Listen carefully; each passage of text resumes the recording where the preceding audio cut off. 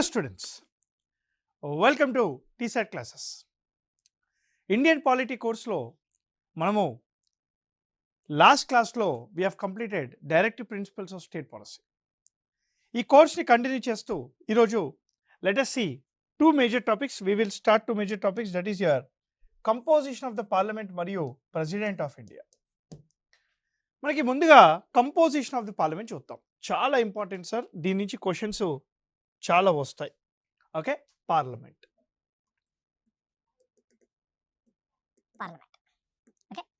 మనకి article 79 of the Indian constitution defines the term parliament. Article 79 of the Indian constitution defines the word parliament, composition of the parliament. ఏమని define చేశారు?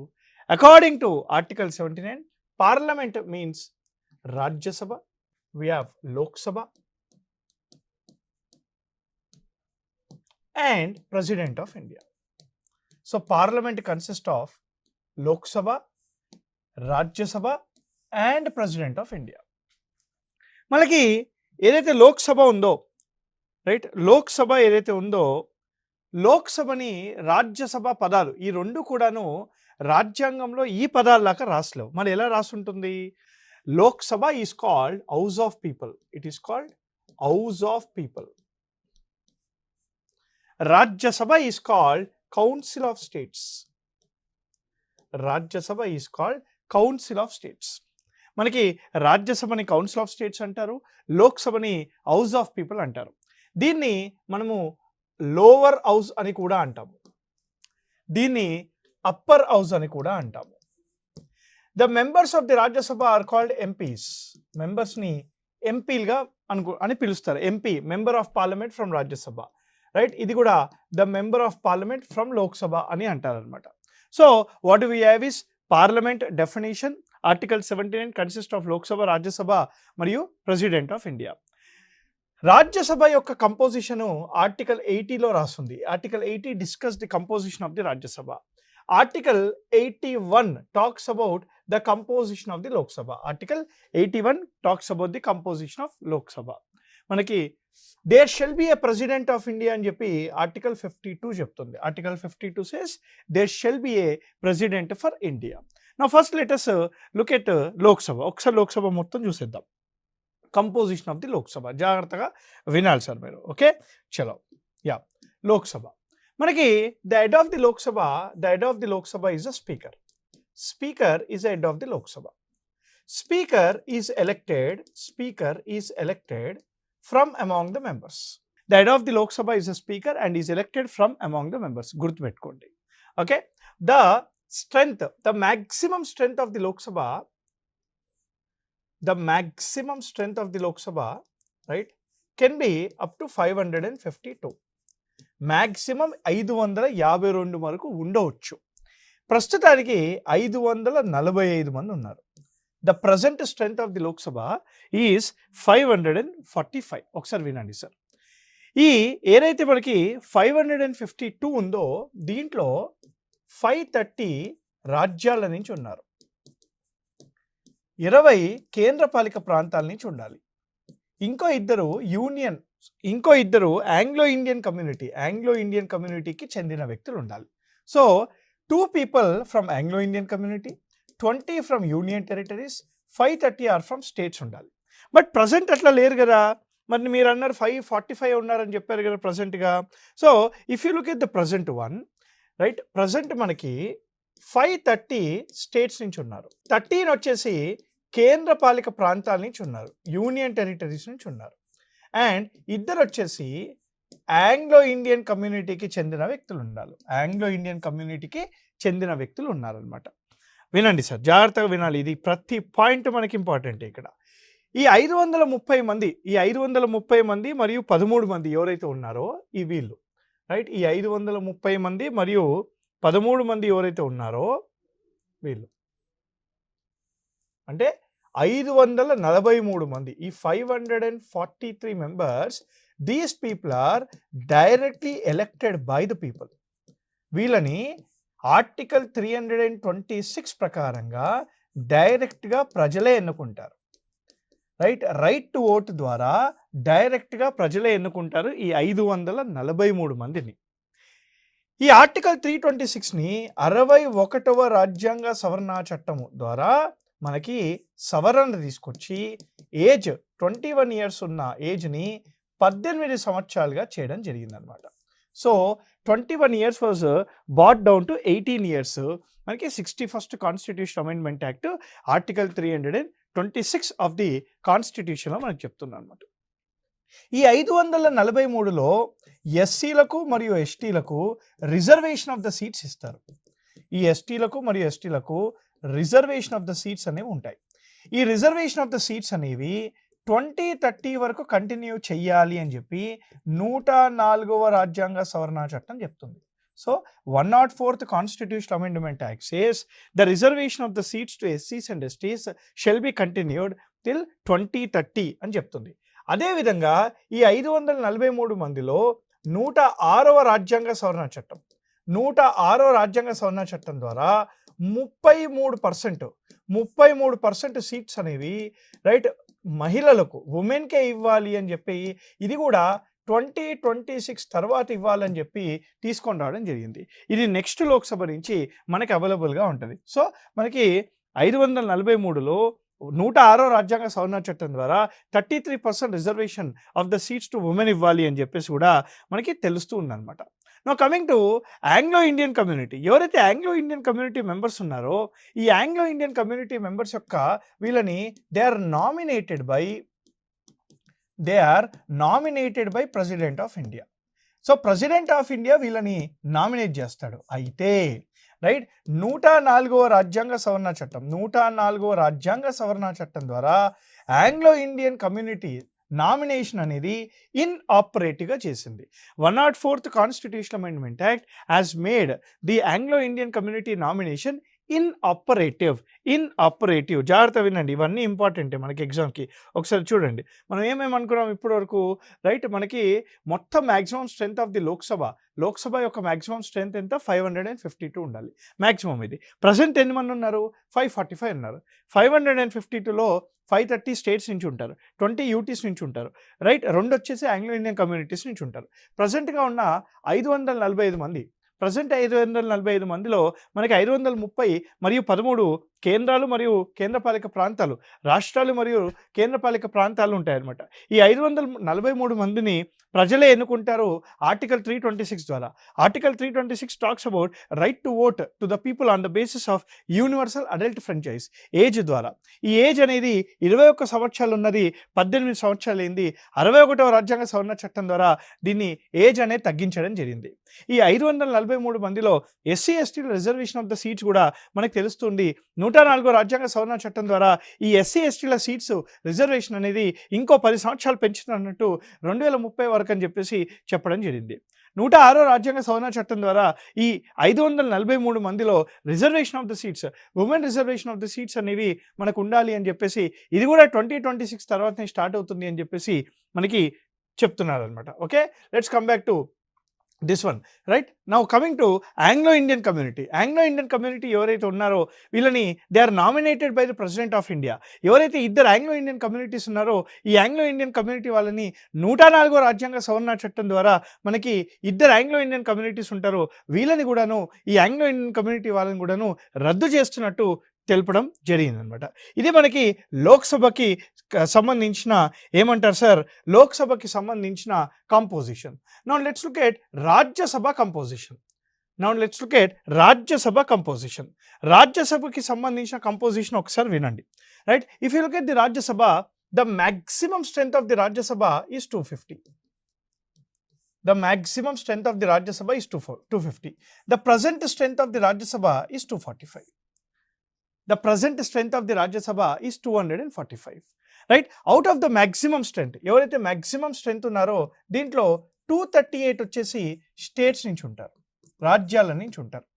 12 మంది వచ్చేసి మనకి nominated members ఉంటారు. అంటే సింపుల్గా చెప్పాలంటే ఈ 238 ఎలక్టెడ్ అనమాట. మీకు క్లారిటీ కోసం ఎలక్టెడ్ మెంబర్స్ ఉంటారు. So 238 elected members, 12 people are nominated members. మరి ప్రజెంట్ స్ట్రెంత్ ఎంత ఉంది? The present strength is 245. మరి out of this 245, 233 are elected. 233 are elected. ఎవరు ఎన్నుకుంటారు వీళ్ళని? ఎమ్మెల్యేస్ ఎన్నుకుంటారు. 233 are elected by the MLAs of state legislative assembly. ఎవరైతే స్టేట్ లెజిస్లేటివ్ అసెంబ్లీలో ఎమ్మెల్యేలు ఉన్నారో వీళ్ళు ఈ 233 మందిని ఎన్నుకుంటారనమాట. ఈ 233 మెంబర్స్ని ఈ రాష్ట్రాలకు ఎలా పంచుతారనే విషయాన్ని షెడ్యూల్ 4లో రాస్తుంది. Schedule 4 of the Indian Constitution. Schedule 4 of the Indian Constitution allocates the seats, right, to all the states. ఎవరైతే స్టేట్స్ ఉంటాయో అవన్నిటికీ కూడాను ఈ సీట్స్ అనేవి అలకేట్ చేస్తారనమాట. ఈ 245 మందిలో 233 మంది ఎలక్టెడ్ రిప్రజెంటేటివ్స్ ఉంటారనమాట.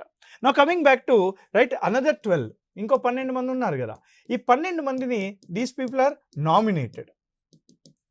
They are nominated. ఎవరు నామినేట్ చేస్తారు సార్ వీళ్ళని? They are nominated by the president of India, right. Up to 12 members are nominated by the president of India for any of the 4 different categories. ఈ nomination అనేది ఏ categories నుంచి ఉండాలి అంటే, right, ఎవరైతే ఎక్స్పర్ట్స్ ఉంటారో ఏ కేటగిరీస్లో, ఎక్స్పర్ట్స్ ఇన్ ఆర్ట్స్ కానీ, literature కానీ, సోషల్ సర్వీస్ కానీ, లేదా టెక్నాలజీ కానీ, సైన్స్ అండ్ టెక్నాలజీ కానీ, ఈ 4 కేటగిరీస్కి చెందిన ఎవరైతే మనకి చాలా ఎక్స్పర్ట్స్ ఉంటారో వాళ్ళని president of India up to 12 members వరకు నామినేట్ చేయడం జరుగుతుంది. సో ఈ 245 మెంబర్స్ నామినేషన్ మరియు ఎలెక్టెడ్. సింపుల్గా ఇది చాలా ఇంపార్టెంట్. అయితే who is the head of the Rajya Sabha? Rajya Sabha యొక్క హెడ్ ఎవరు సార్? ఇది కొద్దిగా ఇంపార్టెంట్ ఎగ్జామ్కి, జాగ్రత్తగా వినండి. రాజ్యసభ యొక్క హెడ్ ఎవరు సార్? ఇప్పుడు లోక్సభ హెడ్ ఎవరు అంటే ఎవరని చెప్పాము? స్పీకర్. అలానే రాజ్యసభ యొక్క హెడ్ వచ్చేసి chairman. Who is this chairman? The chairman is nothing but the vice president of India. అంటే vice president of India is a ex officio chairman of the Rajya Sabha. అంటే వైస్ ప్రెసిడెంట్ స్థానంలో ఎవరైతే కూర్చుంటారో వాళ్ళు ఆటోమేటిక్గా రాజ్యసభ యొక్క చైర్మన్ అవుతారనమాట. So the chairman of the Rajya Sabha is an outsider. So vice president of India అనే వ్యక్తి ఈజ్ ద చైర్పర్సన్ అనమాట. అని ఏ ఆర్టికల్ చెప్తుంది మనకి? ఆర్టికల్ 64 చెప్తుంది. ఆర్టికల్ 63 ఏమంటుంది? Article 63 says there shall be a vice president for India. ఇండియాకు వైస్ ప్రెసిడెంట్ ఉండాలి అని చెప్పి ఆర్టికల్ 63 చెప్తుంది. అతను is a chairperson of the Rajya Sabha అని చెప్పేసి ఆర్టికల్ 64 చెప్తుంది. Article 64 says is the chairperson of the Rajya Sabha అని చెప్తుందనమాట. సో ఇది మనకి ఏమంటారు సార్? Composition of the parliament. మనకి ప్రెసిడెంట్ ఆఫ్ ఇండియా ఉంటాడు, రాజ్యసభ ఉంటుంది, మనకి లోక్సభ ఉంటుంది. వీళ్ళంతా కంపోజిషన్ ఉంటారు. 776 మెంబర్స్ ఎలక్టెడ్గా ఉంటాడు. ఇంకో 14 మంది నామినేటెడ్గా ఉంటారు. ఆ 14 మందిలో ఇద్దరు నామినేషన్ అనేది ప్రెసిడెంట్ ఆఫ్ ఇండియా నామినేట్ చేస్తారు ఆంగ్లో ఇండియన్ కమ్యూనిటీస్ నుంచి. 104వ రాజ్యాంగ సవరణ చట్టం ద్వారా ఆ నామినేషన్ ప్రక్రియ అనేది రద్దు చేశారు. It has been made inoperative. This is also very important. ఇది composition. Now let us see duration of the Lok Sabha and Rajya Sabha. What is the duration of the Lok Sabha? ముందుగా మీరు అర్థం చేసుకోవాల్సిన విషయం ఏంటంటే Lok Sabha is a temporary body. When I say it is a temporary body, it is subjected to dissolution.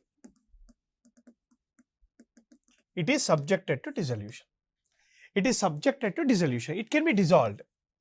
The term of the Lok Sabha is 5 years. The term of the Lok Sabha is 5 years. 5 సంవత్సరాల తర్వాత ఆటోమేటిక్గా dissolve అయిపోవాలి. The term of the Lok Sabha is 5 years from its first meeting after elections. So ఎన్నికల తర్వాత ఎప్పుడైతే లోక్సభ వచ్చి కూర్చుంటుందో ఆ రోజు నుంచి 5 సంవత్సరాలు అని చెప్తుంది రాజ్యాంగం, ఆర్టికల్ 81. మూడో విషయం చాలా important. President of India has the authority to dissolve Lok Sabha any time before the completion of 5 years. 5 సంవత్సరాలు కంప్లీట్ అవ్వకముందే ప్రెసిడెంట్ ఆఫ్ ఇండియా కావాలనుకుంటే లోక్సభని ఎప్పుడైనా డిజాల్వ్ చెయ్యవచ్చు. President of India has the authority to dissolve the Lok Sabha anytime before the completion of 5 years. Anytime before the completion of 5 years. So, the duration of the Lok Sabha, sir. It is a temporary body. The term of the Lok Sabha is 5 years from its first meeting after elections. President of India, right, Mantri Mandali, Council of Ministers, Adeshala Meraku, మంత్రి మండలి యొక్క ఆదేశాల మేరకు it can dissolve the Lok Sabha any time before the completion of 5 years. ఇది మనకి duration of the Lok Sabha. Let's go to duration of the Rajya Sabha. Right, first point మీరు అందరూ గుర్తుపెట్టుకోవాల్సింది ఏంటంటే Rajya Sabha is a permanent body, Lok Sabha is a temporary body కదా, కానీ Rajya Sabha is a permanent body. When I say Rajya Sabha is a permanent body, it is not subjected to dissolution. అంటే dissolve అవ్వదు. Rajya Sabha first time 1952లో form అయింది. So 1952 నుంచి ఇప్పటి వరకు డిజాల్వ్ అవ్వలేదు. మరి వాట్ అబౌట్ ద మెంబర్స్ యొక్క టర్మ్ ఉంటుంది కదా, రాజ్యసభ పర్మనెంటే కానీ మెంబర్స్కి మాత్రం టర్మ్ ఉంటుంది. అదేంటి సార్? 2 విషయాలు గుర్తుపెట్టుకోవాలి ఇక్కడ. 1 right, 1/3 of the members of the Rajya Sabha retire every 2 years. ప్రతి 2 సంవత్సరాలకు ఒకసారి 1/3 ఆఫ్ ది మెంబర్స్ రిటైర్ అయిపోతారు. ఎవరైతే ఉంటారో మ్యాక్సిమం వాళ్ళ టర్మ్ వచ్చేసి 6 సంవత్సరాల కంటే ఎక్కువగా ఉండొద్దు. అంటే the term of the Rajya Sabha is not fixed. Rajya Sabha is a permanent body, కానీ రాజ్యసభలో ఉండే వాళ్ళు ఎవరైతే ఉంటారో వాళ్ళు 6 సంవత్సరాల కంటే ఎక్కువ ఉండకూడదు. రెండో విషయం ఏంటి, 1/3 ఆఫ్ ది మెంబర్స్ అనేవాళ్ళు ఎవ్రీ 2 yearsకి మనకి రిటైర్ అవుతూ ఉండాలి. అందుకే రాజ్యసభని రొటేషన్ హౌస్ అని కూడా అంటారు. It is also called rotation house. Rajya Sabha is also called rotation house, permanent house అని కూడా అంటారనమాట. చాలా ఇంపార్టెంట్. ఇది మన రాజ్యాల సభ అని కూడా అంటారు. This is also the council of states. Right, states యొక్క ఒపీనియన్ అనేది రాజ్యసభలో వాళ్ళు ఎమ్మెల్యేస్ ద్వారా వచ్చిన ఎంపీలు మనకి ఇక్కడ చెప్తూ ఉంటారనమాట. ఇది డ్యూరేషన్ ఆఫ్ ది రాజ్యసభ. ఏం చూసాం ఇప్పటి వరకు మనము? డ్యూరేషన్ ఆఫ్ ది రాజ్యసభ చూసాం, డ్యూరేషన్ ఆఫ్ ది లోక్సభ, అదేవిధంగా composition of the parliament. Now let's look at the president of India. ఒక్కసారి మనం ప్రెసిడెంట్ ఆఫ్ ఇండియా స్టార్ట్ చేద్దాం. ప్రెసిడెంట్ ఆఫ్ ఇండియా మనకి part 5 of the constitution article 52 to 62 specifically mentions about president of India. Right, ఏమంటుంది? Article 52 of the constitution says, ఏమంటుంది sir? There shall be a president for India. So ఇండియాకు ప్రెసిడెంట్ ఉండాలి అని అంటుంది. There shall be a president for India. ఎందుకంట? Because is the first citizen of the country,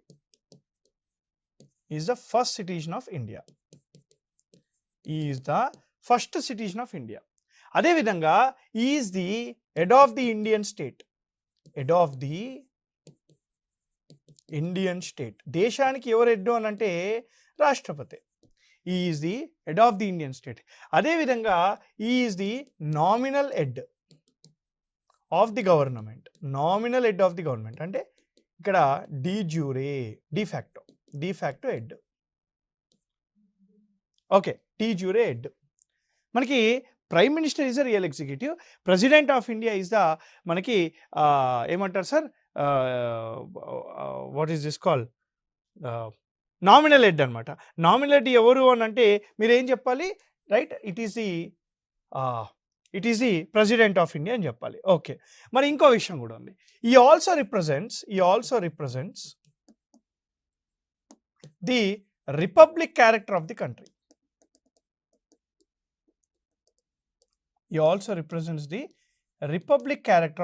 అంటే what is the meaning of republic? The head of the country is elected and has a fixed term.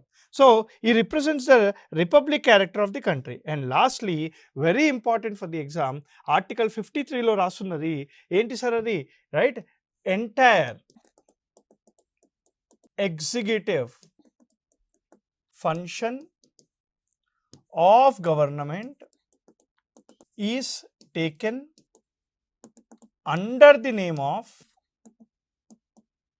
President of India. అంటే president పేరు పైనే ప్రభుత్వం అనేది పాలన అనేది చేస్తూ ఉంటుంది. ఇది మనకు ఆర్టికల్ 53లో రాస్తుంది. Article 53 says the entire government functioning is taken under the name of the president of India only. ఓకేనా సార్? సో ఇది మనకి ప్రెసిడెంట్ ఆర్టికల్ 52. మరి ప్రెసిడెంట్ ఎట్లా ఎన్నుకోబడతాడు? Article 53 and article 54 talks about the elections of the president of India. It talks about the elections of the president of India, right? President of India అనే వ్యక్తిని is elected indirectly by the method called proportional representative system. He is elected indirectly by the method called proportional representative system. ఎవరు ఎన్నుకుంటారు? The members who are part of the electoral college. The members who are part of the electoral college of the president of India అనుకుంటారు.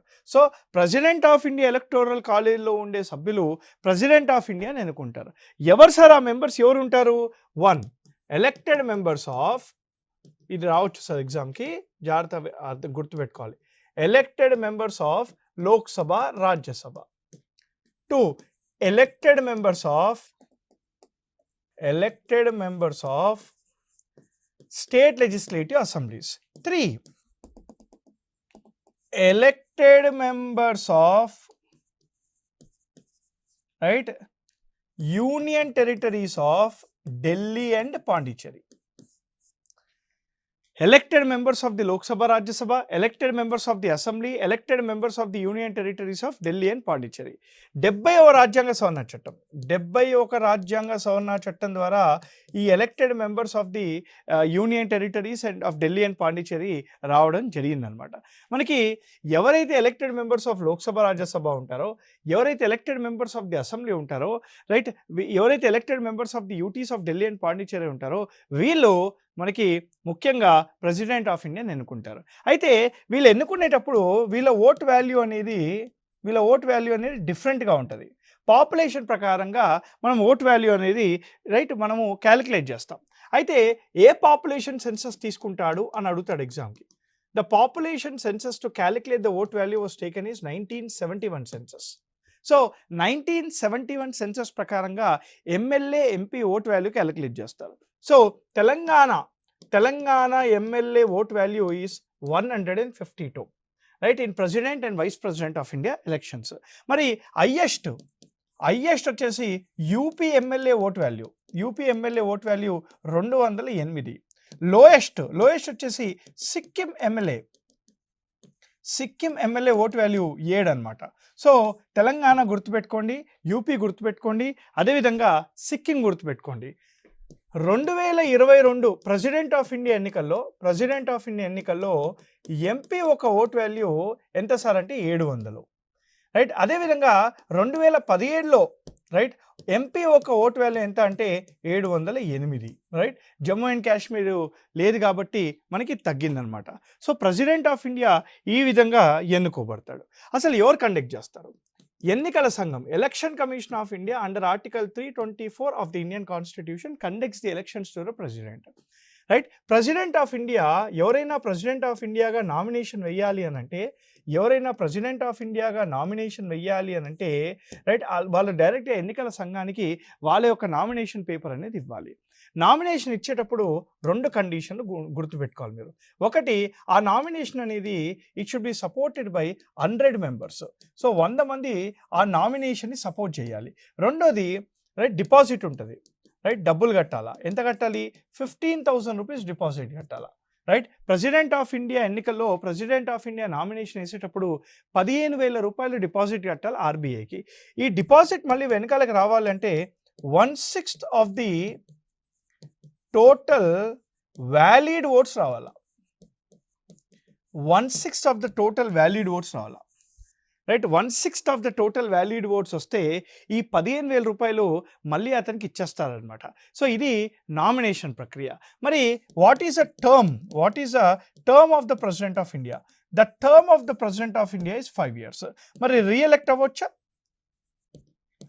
అవ్వచ్చు, yes, only 1 time. అంటే మొత్తం president of India 2 terms మాత్రమే ఉంటాడు. So అది US president. So US president ఎవరైతే ఉంటాడో ఈ can be there for only 2 terms, that is 4+4 అనమాట. అయితే Indian president can be reelected any number of times. Indian president can be reelected any number of times. అదే US president ఒకేసారి re-elect అవ్వచ్చు, 2 సార్లు ఉండొచ్చు అనమాట, రైట్. అదే ఇండియన్ ప్రెసిడెంట్ అయితే he can be reelected any number of times. మనకి ప్రమాణ స్వీకారం, oath, resignation, right, resignation, election రిలేటెడ్గా ఇష్యూ, ప్రమాణ స్వీకారం. ప్రెసిడెంట్ ఆఫ్ ఇండియా యొక్క ప్రమాణ స్వీకారం అనేది right CJI, chief justice of India తీసుకుంటాడు, రైట్. మన సుప్రీంకోర్టు యొక్క ప్రధాన న్యాయమూర్తి chief justice of India president of India యొక్క ప్రమాణ స్వీకారం తీసుకుంటాడు. Suppose president of India resign చేయాలి అంటే he will address the resignation letter to vice president. Vice ప్రెసిడెంట్కి రెసిగ్నేషన్ లెటర్ అనేది సబ్మిట్ చేస్తాడు. ఎలక్షన్ డిస్ప్యూట్ ఆర్టికల్ 71 ప్రకారంగా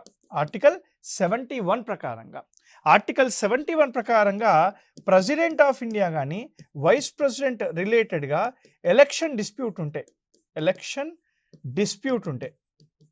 if there is an election dispute సుప్రీంకోర్టుకే వెళ్ళాలి డైరెక్ట్గా అంటుంది, right. It can be directly taken to Supreme Court of India. డైరెక్ట్గా Supreme Court of ఇండియాకే మనకి ఎలక్షన్ డిస్ప్యూట్ అనేది తీసుకొని వెళ్ళాలి అని చెప్పి ఆర్టికల్ 71 చెప్తుంది. సో ఇది మనకి ప్రమాణ స్వీకారం కానీ, రెసిగ్నేషన్ లెటర్ కానీ, లేదా ఇష్యూ రిలేటెడ్ టు ఎలక్షన్స్ కానీ. మనము ఒక్కసారి ప్రెసిడెంట్ ఆఫ్ ఇండియా యొక్క శాలరీ కూడా చూద్దాం, right. Salary, president of India యొక్క శాలరీ డిసైడ్ చేసేది పార్లమెంట్. మరి ఎక్కడి నుంచి ఇస్తారు? Appropriated from charged expenditure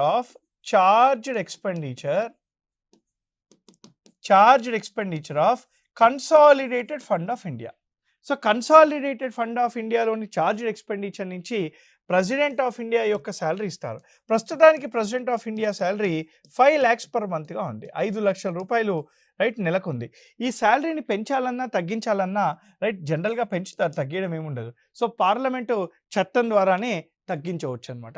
so మనకి ప్రెసిడెంట్ ఆఫ్ ఇండియా రిలేటెడ్గా ఇంకా కొన్ని అంశాలు ఉన్నాయి. For example vacancy of the president of India కానీ, impeachment of the president of India కానీ, veto powers of the president of India కానీ, ordinance speaking powers of the president of India కానీ, ఇలాంటి విషయాలన్నీ మనము ఇంకో వీడియో ద్వారా కంటిన్యూ చేద్దాం. కానీ ఇప్పుడు ఈ ప్రెసిడెంట్ ఆఫ్ ఇండియాలో మనం ఏం చూసాం చెప్పండి? హౌ హీ ఈజ్ ఎలెక్టెడ్, అసలు ప్రెసిడెంట్ ఎందుకు ఉండాలి, president of India resignation, oath, ఇవన్నీ విషయాలు ఈ వీడియోలో చూడడం జరిగింది. So I will continue in my next video right with the same topic of president of India. Till then happy learning. జై హింద్.